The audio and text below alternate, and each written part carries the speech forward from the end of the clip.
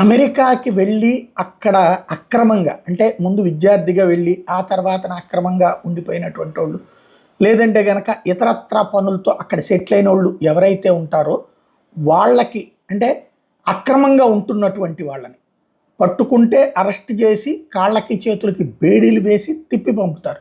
అది మొన్న మన భారతీయులు కూడా ఫేస్ చేశారు. అలా కాకుండా ఇప్పుడు ఒక బంపర్ ఆఫర్ ఇచ్చారు. అంటే చాటుగా దాక్కుంటూ బ్రతుకుతుంటాం. మొన్న ఈ మధ్యన ఎఫ్బీఐ ఏజెంట్లు పట్టుకున్నారు కదా 300 మందిని ఒకే ఇంట్లో.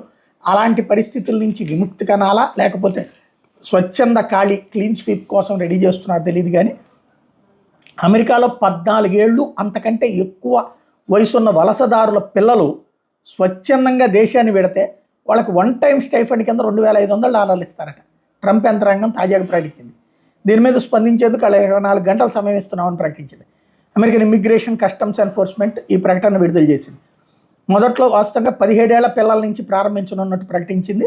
అయితే ఇది ఎప్పటి నుంచి అందిస్తుందనే వివరాలు మాత్రం బయటపెట్టలేదు. ఈ చర్యని ఇమ్మిగ్రేషన్ న్యాయవాదులు అయితే తీవ్రంగా ఖండిస్తున్నారు.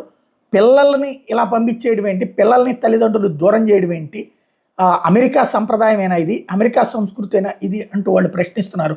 బాలల రక్షణ చట్టాలను కూడా ఇది బలహీనపరుస్తుందంటూ తీవ్రంగా నిందిస్తున్నారు, తీవ్ర ఆందోళన వ్యక్తం చేస్తున్నారు.